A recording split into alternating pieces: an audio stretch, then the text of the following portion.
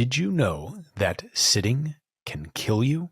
And worse yet, you're probably doing it all wrong. Well, it's true. Our next guest, Alessa Caridi, is a workplace movement expert, and she teaches people how to integrate movement into your workday that not only helps to reduce pain, but increases productivity. She calls it a healthy work style, and it's all about bringing movement into your workday. And we talk about the fact that standing isn't necessarily the solution. The top 3 takeaways from this episode are learning how to sit in a way that reduces strain and stress on your body, relieves pain, and helps you be more productive. We also talk about time blocking and the way that we can integrate movement into the day that still allows us to get all of our work done. And finally, my favorite part, we talk about these incognito movements that you can do throughout the day, even when you're on a Zoom call, so that no one will know that you're moving your body.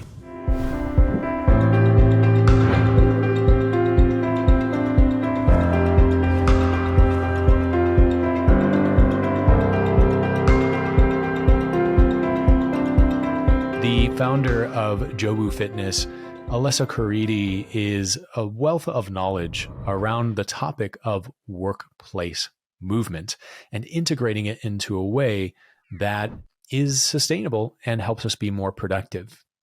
She takes Japanese philosophy and brings it to American workplace. It's a great conversation with Alessa, so please welcome her to Passion and Profits Without Burnout. Hi, Alessa. Thanks for joining. Appreciate you being here today. Thanks for having me. It's always great to sit down and talk about healthy living in the workplace, how to help as many bodies as possible. Yeah, absolutely. So, we were just talking about this idea of sedentary workplaces, and you made like a pretty bold statement that that's actually killing us, that we're sitting down all the time.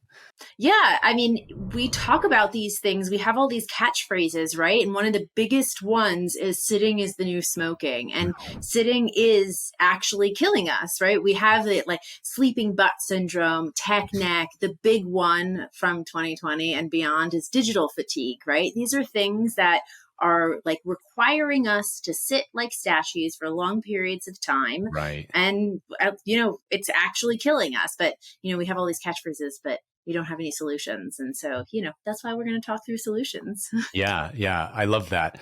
Well, as someone, I work for myself and I work from home. And so I don't have a boss breathing down my neck saying, hey, you have to get this much done and you have to work this many hours. Like that's me. Right.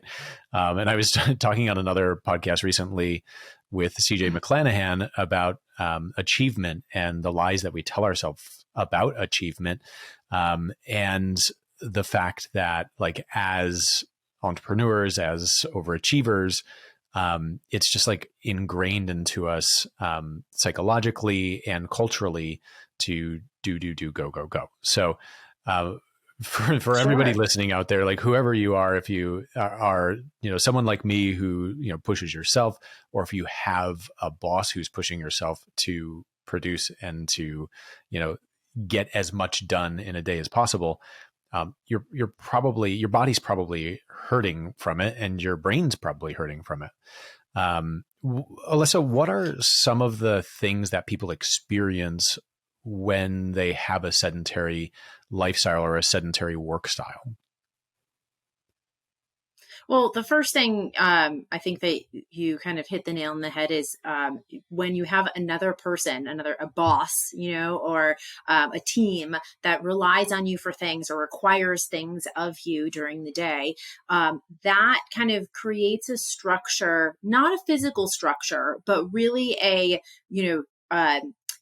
timeline structure for your day, something that you don't have control over. Right. And, you have to get X, Y, and Z done by this date at this time, and the email has to go and get sent out. And then when you are working for yourself, at least for me too, because I work for myself as well, if I don't set deadlines for myself, I don't achieve. And I really like to schedule things in, because I don't like to-do lists. I like schedules. So from this time to this time, I'll work on A. This time to this time, I work on B. That's what works for me. So time blocking. Those kinds of things.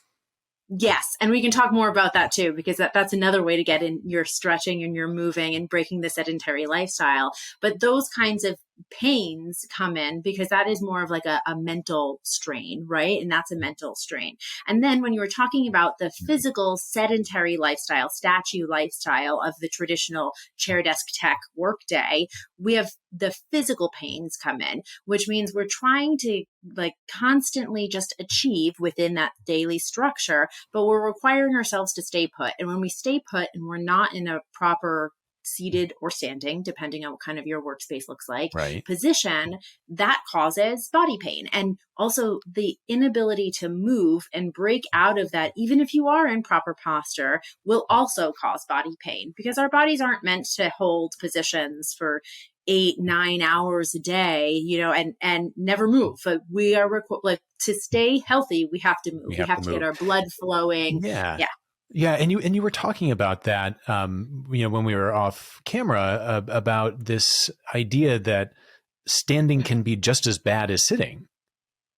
Yeah, it's so the thing is that people think, okay, I led a sitting lifestyle. It was painful. It was stressful. I'm going to make my life better and get a standing desk. And that's wonderful, because it fosters more movement, right? Because it's a little bit easier. You don't have to stand up. You can just like walk away, right? So that there's like one little roadblock there that's like taken away. But standing is the opposite of sitting. It's the same problem in the opposite direction. It is not the solution, because 9 times out of 10, you're standing wrong too. And you're going to be standing wrong and holding a position in that statue lifestyle. And that's going to cause pain. And so the only solution for a healthy workday, for a pain-free and stopping stress at the onset workday, is movement. I'm just going to keep saying that over and over again. The solution is movement. Yes. Well, so yes. as I'm sitting here, I'm becoming like really aware of the way that I'm sitting. Yeah, I have that effect on people. And my posture. Yeah. So I'm like hyper focused on like, am I sitting well? And I do have the benefit of having been a theater choir nerd in high school and having done yoga. So my sits bones are very familiar to me. And that is like the root, right? So can you tell us though, like how should we be sitting? Like what is the proper posture for sitting to avoid what is proper? Yeah, exactly. Problems and everything. Yeah. I mean, so I can take you through what I like to call, which is a quick 3-step posture check. And this is something that you can kind of come back to at any point in the day when you feel your body start to fatigue, if you start to have some body pain, whatever position you're in, just think, okay, I'm starting to hurt. I'm starting to get tired. I'm going to check my body. And the first thing that we always do is we start from the bottom and work our way up. So we're going to look at our feet, and you actually have to look down at your toes. And everybody listening to this can do this now, because unless this you're is driving. The one problem. Yeah. Okay. If you make sure you're in one spot, right? We're not in active motion right now. Yes.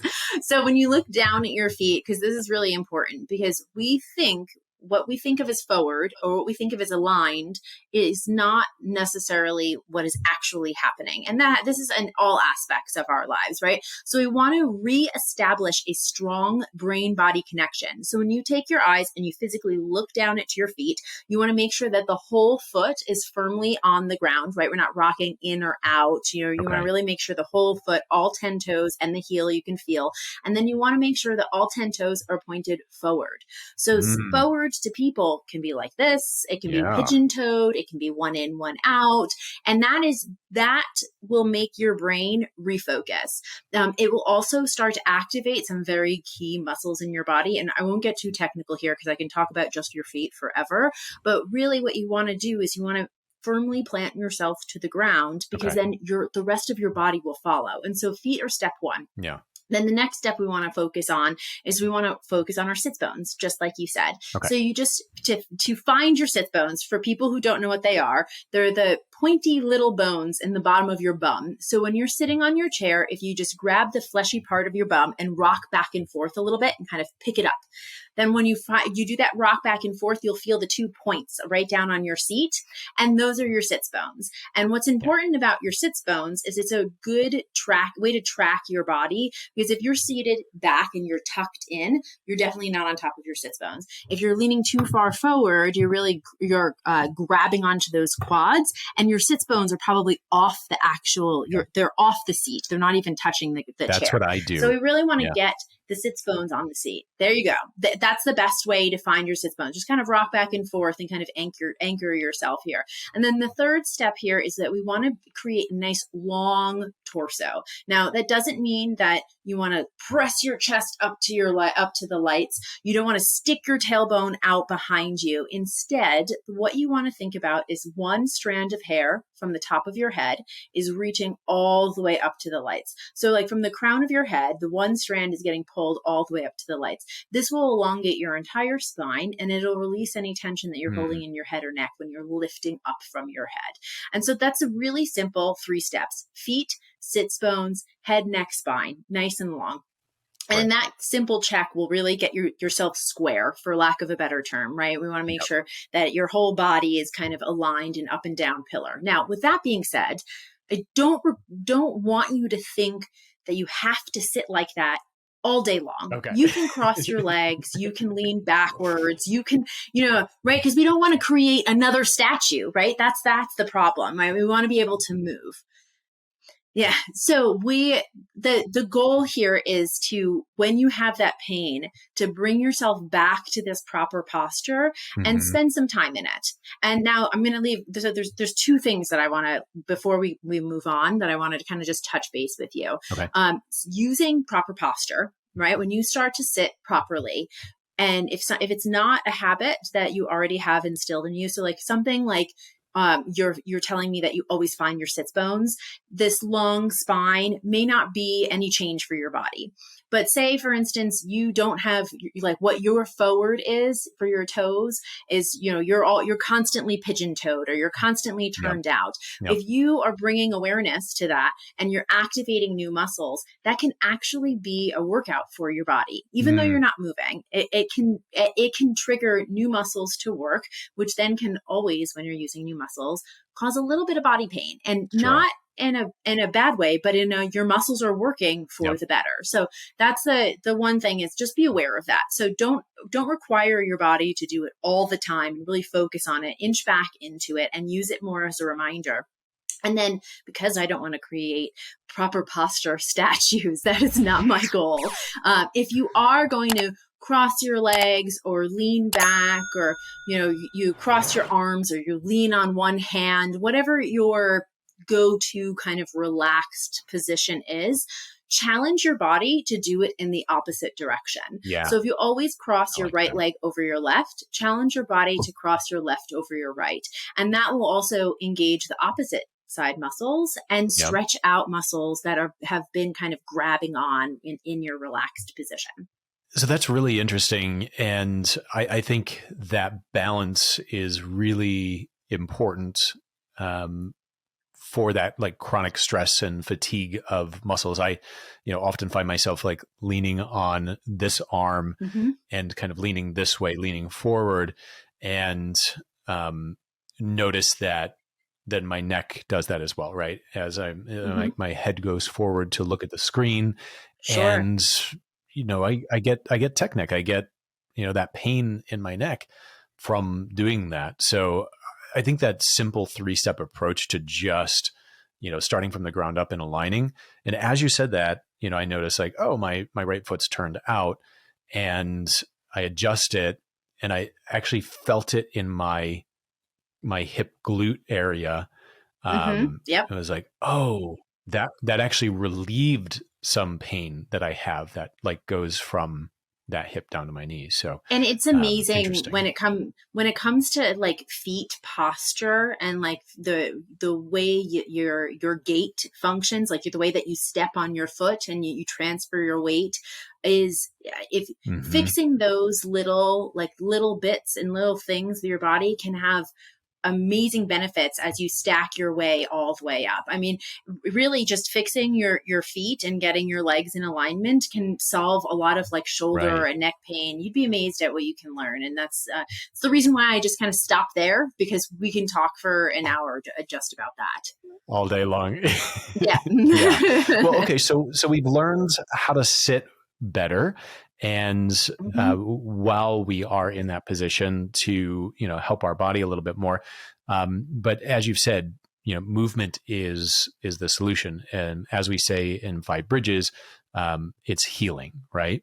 So share a little bit about your approaches and your philosophies around movement, and most importantly, for someone like me who's, busy guy, how do I integrate it into my day so that I can still be as productive as I want to be? Sure. And I mean, I kind of touched on this a little bit because I don't like to-do lists. I mean, my day does start with like a list of things that I want to accomplish, and then really turns into a schedule of how and when I'm going to accomplish them. But everything that I do, I work within a 50-10 ratio, a 5-0-10 ratio. And what I mean by that is for 50 minutes that I spend completely seated and focused, and for me, it's seated at your workspace, focused, at doing whatever task that it is. I spend 10 minutes Mm-hmm. moving around. So, and by Okay. movement, that can be, a standing breathing exercise, that can be seated stretching, that can be a full workout. And everything that I do is, when I teach movement, is mobility based. And it's, if you do end up, sweating it out a little bit, more power to you. But it's really, my goal is not to have these kind of 10-minute breaks be sweated out. It's really to break the sedentary Mm-hmm. lifestyle, which then will also improve and create sustainable high productivity, because you're giving yourself a break. And our forgotten body parts, like Right. our fingers, our toes, and our eyes, we give those a break so that they can recharge, right? We really want to get looking away from the technology, stop the typing, motion with our fingers, get up and walk around so Right. that your feet can really start engaging again. And those simple changes and adding simple things like stretching or movement to your days will have Mm-hmm. immense effects to your productivity, your stress level, all of those things. So I like that. So we're using time blocking and a 50-minute to 10-minute ratio, of sitting, and and that I think goes well with our ability to focus, and depending on who you are, and whether or not you, like me, live with ADHD. Um, I was just having a really fascinating conversation with a guest named Brenda, who also lives with ADHD. We're talking about productivity, and the fact that like even brains without ADHD can only focus upwards of 90 Yeah. minutes max, and that's Yeah. at the max. Yeah. And So I never, reducing that yeah. time is really important. And if you can do that, if you're in a flow and you want to go for the 90 minutes, go for it. But what I never want people to push themselves to that, if it's a goal for you, okay, you have your personality types, and we all work within that. But the Right. goal for me, from a movement specialist standpoint, is that we want to keep that kind of productivity going.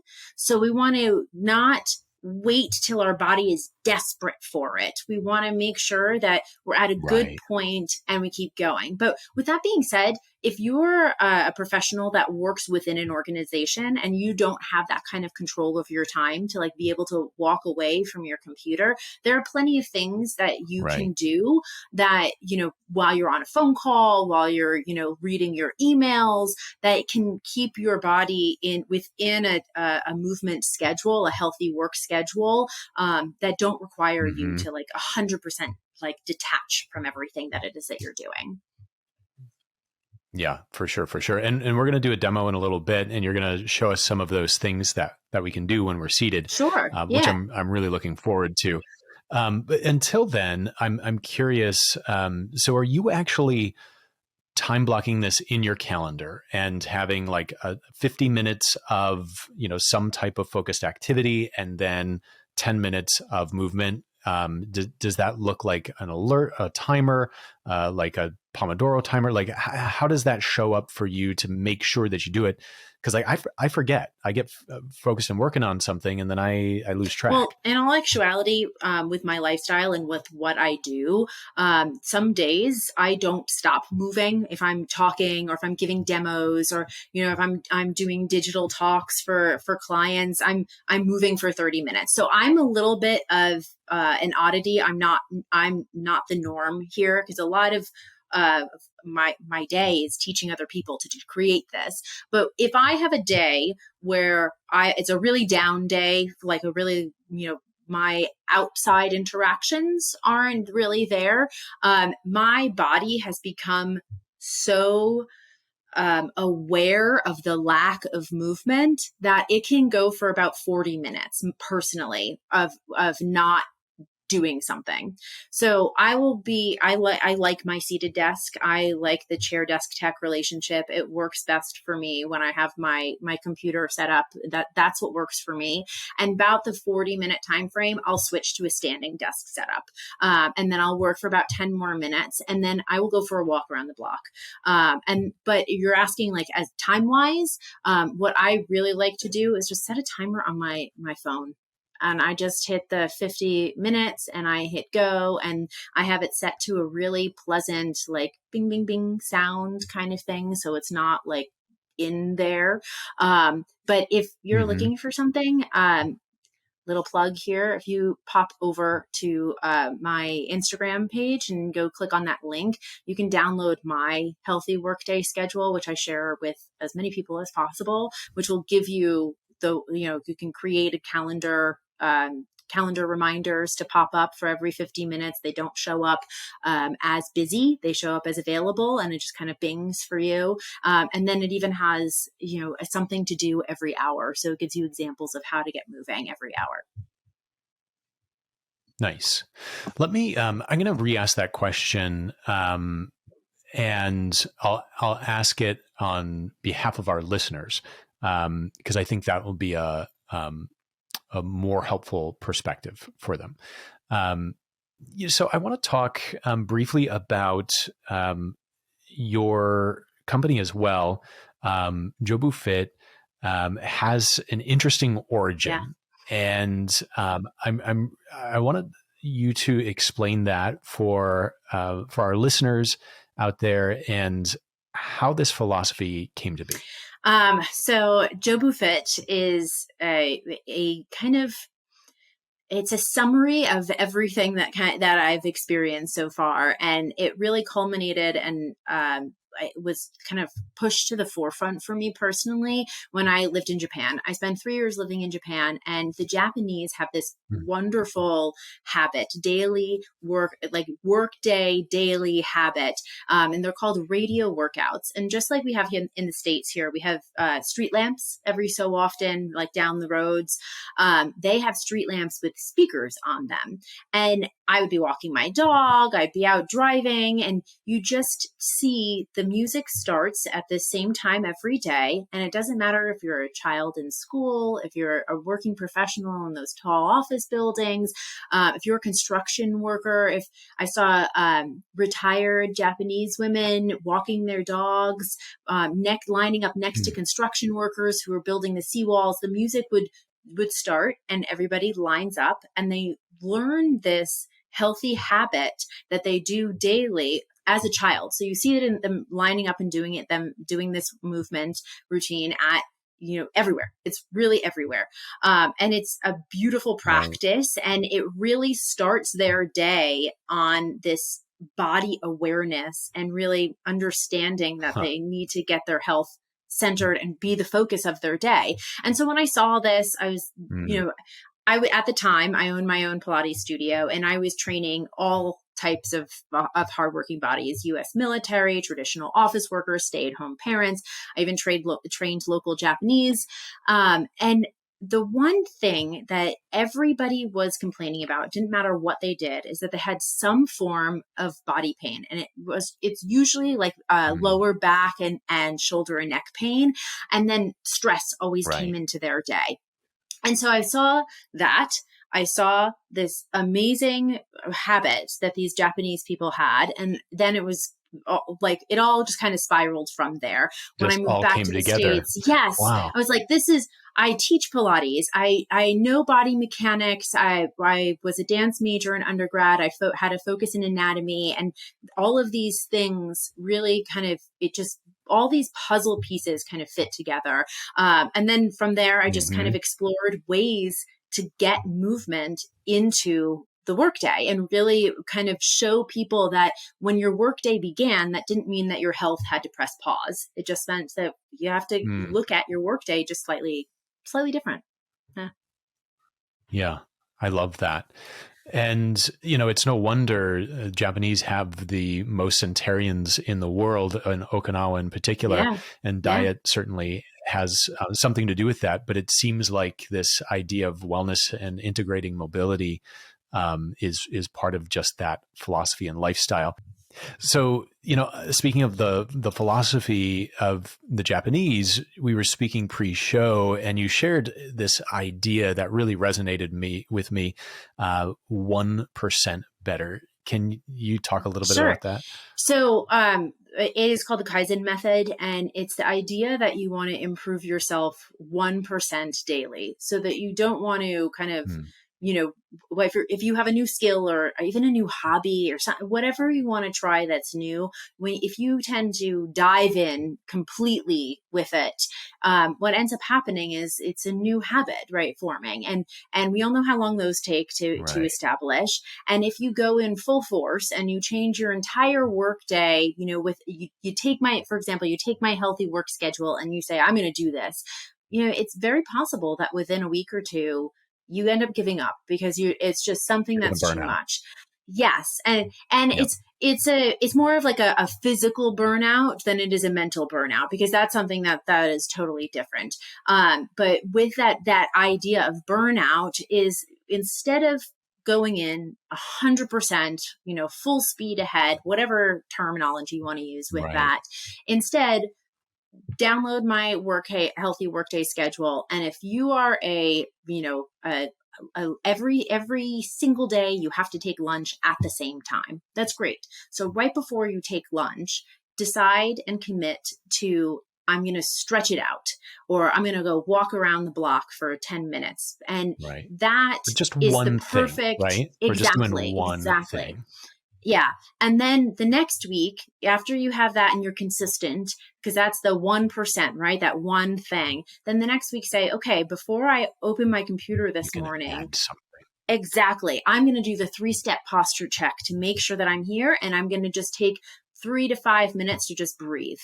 And that way I'm going to charge my body. I'm going to really feel the blood start to flow and circulate through me. And then before lunch, I'm going to get that movement in again. And then that way you can build on it, and it becomes an actual achievable and very simple way to really establish that healthy lifestyle. I love that. Yeah. So, that helps to avoid overwhelm, because when we get overwhelmed and it feels like there's too much, then oftentimes we just quit. Right. And that's not sustainable. So just adding one small thing, that 1% better Kaizen method, is a really fantastic way, and very much in alignment with our philosophy at Five Bridges, which is, you just have to make small improvements over time, and that adds up to big changes that happen, when you collect them all together. So that's fantastic. And it's not, and it's I would usable love, in every aspect of your life. So not just workplace health and movement, but yeah. yes. Yeah, absolutely. I love that. A more measured approach in general. Great. So it is demo time, Alessa. This is the first time that we're doing any sort of demo on Passion and Profit. So thank you for being the first one. So what I would love to learn from you is, what are some moves that someone can do while they're on a Zoom meeting in like 5 minutes to add some movement to their body, right? People are stuck on these Zoom meetings all the time, day in and day out. I never run any of them, I promise. And they need to integrate movement into their body.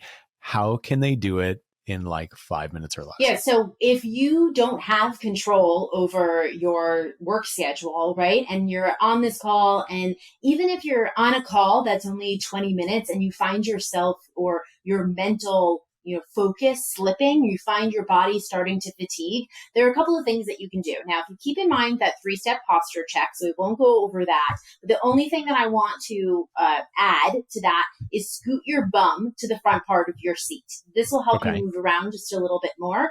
And then we're going to do what I like to call some incognito fitness. So we're going to just simply raise your heels up and then lower them down to the ground. Raise your heels up and lower them down. And as you're on these digital meetings, check yourself, check your little square, look at yourself, and make sure that you're not bobbing up and down, right? Because we want to add movement into our day, but nobody else should know that we're doing this. And then now, as a little rub your belly, pat your head kind of thing, we're going to do a little bit of alternating here. So you're going to lift up your right heel, then up your left heel, then right heel goes down, left heel goes down. Right heel up, right down, left down, right up, right down, left down. And now you can keep this motion going, and you can actually activate the speed a little bit to pick it up if you want. And then the other thing, the next challenge is to reverse it. Remember when we were talking about reversing the cross legs, and if you lean on one arm, this is another way to reverse it. So then you want to go both feet down. You want left heel up, right heel up, left heel down, right heel down. And then again with the speed. And so this is just a simple way to actually walk it out during your meetings that get you away from that really hard focus. You're still able to focus in that kind of situation, but it just gives you a little bit of a break and you get your legs moving. For those who are watching instead of listening, I've been doing these movements the whole time, and obviously you can see Alessa's, full body here, but mine you can't. And I was checking my head, and it's not bobbing up and down. So that's truly incognito. I love that. Right. Sorry to interrupt. And there are, no, you're fine. You're fine. And there are tons of things that we can, that I like to share, and I like to call them incognito fitness. It's just kind of something that I think is fun, but, and that's also what's on my Instagram page. So go head over there if you want more of this. But for right now, this is the second move that you can do. So again, remember, we're always working in proper posture. So you want to make sure the whole foot is down to the ground. You want to stabilize with one leg. Then the opposite leg is going to extend out straight in front of you. Now, reminder here, our bum is still at the front part of our seat, because this is not going to be possible if you're sitting too far back. We have one leg stabilizing, so in that nice downward position. The other leg is extending long. Now, remember, we're keeping the upper body quiet, and you're going to do small leg lifts, just 2 or 3 inches, nothing big. But again, check yourself in your camera. You're not bobbing up and down with your leg, right? We're just moving everything in and up and down. You're going to flex your foot, point your foot, however is most comfortable for you, but make sure you do the other side. So stabilize with the one leg, switch to the other side, and then bring the leg up and down. Now, if you need a little bit of extra help because the core is too much here or it's too much on your back, put your hands on your desk, put your hands on your chair. The goal is to really focus on pulling that core in, letting the leg work, the quad work, and really energizing, bringing blood flow down to that lower body. And again, you can do this with speed. You can bring it up and hold. There are many different variations that you can do, and it gives you incognito fitness when you're stuck on your phone call. So that's so cool. Upper body? Some upper body? I'm just thinking, like, as I'm sitting here, I'm like, oh, I can actually do kind of like a full ab workout just by suspending my legs and engaging the core. Wow, Yeah, cool. you can do ab exercises without, without even moving, right? If you understand all of those signs, that the way to contract and all of those things, but to make it as simple as possible, yeah, leg lifts are great for that. Different patterns, and core work, making sure that it's in more of an incognito fitness style. Leg lifts are wonderful, especially when you're seated at the front part of your seat. It really challenges your whole torso. I love that. Let's do one more. You had mentioned upper body, yeah. Upper body? Yeah. So you'd think that this would be a little bit more difficult because everyone's looking at your waist up. But something that is super easy, and I mentioned this before, is our forgotten body parts, our fingers, toes, and eyes. And our hands work so hard for us, right? They're typing away constantly. There's swipe, heart, liking, stalking, all of those things that it does, beyond our workday, right? So to show them a little bit of love, something that's simple to do is we can roll through our wrists, right? So we just kind of, make warming up those hands.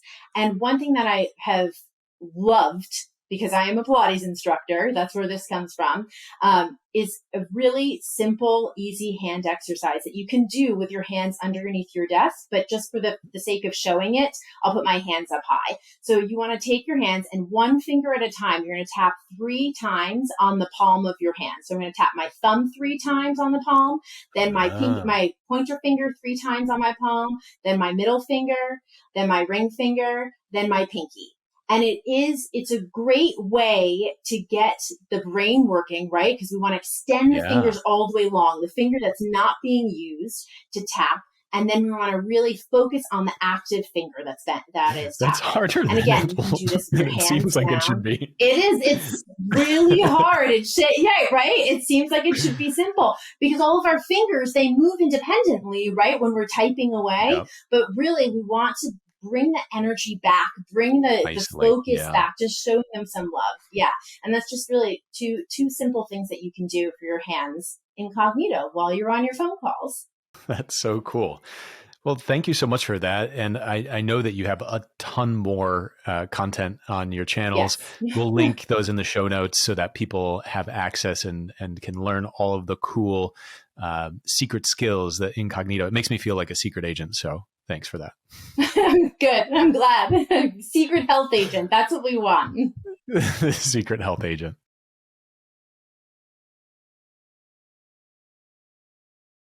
So, Alessa, one of the biggest things that I've learned today is that I don't have to just stop doing what I'm doing to be able to integrate movement into my day. I can keep working. I can be productive, even stay focused in that, focus flow state, but be able to integrate movement into it so that my body doesn't end up getting stuck. And, I think that's a really, sort of beautiful imagery. If we think about, that ideal productivity focus flow state, we want our body to be in that too. And that's not a static state. It's a moving state, which is really great. I appreciate that. So where can people find more about you, more about your program, and learn about this 5-day challenge freebie that you have for them? Oh, yeah. Well, the best way to get in touch with me is either on LinkedIn or on Instagram. And I'm sure you're going to share all of that with them. And you can check out my website, which is jobufit.com, JOBUFIT.com. And that kind of gives you, you have the video for the 3-step posture check and the whole 6 steps to sitting correctly at your workspace is on there, how to stand correctly at your workspace is on there. And if you're really interested in getting that healthy work style, as we call it, a healthy lifestyle at work, just like you mentioned, please try my 5-day challenge. It's a little bit of a we were just talking about the Kaizen method and how to just do one thing every day, 1% better daily. This is a very much a condensed what a healthy work style should look like. So don't get stressed out. It's more so to be an introduction to a healthy work style. But I'd love for anyone to give it a try and see if that's something that could fit into your workday. And, as always, reach out to me on LinkedIn. I'm always there. And on Instagram, I share videos of examples, of more examples than you could possibly imagine on how to get moving at your workspace. I love it. Thank you so much, Alessa. Yeah, we'll drop all that into the show notes so that people have access to those resources. Really appreciate you being here today. Thank you for your time, and thank you for sharing your knowledge with our listeners. Thank you for giving me the space to do so. I really appreciate it. What an interesting conversation with Alessa. I really appreciated the demo of the movements. And I think my biggest takeaway is that I don't have to stop being productive, stop accomplishing, my work just to move my body. In fact, I can integrate that into my day. Another philosophy and I think value that I really appreciated is this idea of 1% better. The Kaizen method of just trying to improve a little by little each day. That's maybe something that all of us can take to heart. Well, thanks for tuning in to Passion and Profits Without Burnout. I'm your host, Jacob Moore, and until next time, be well.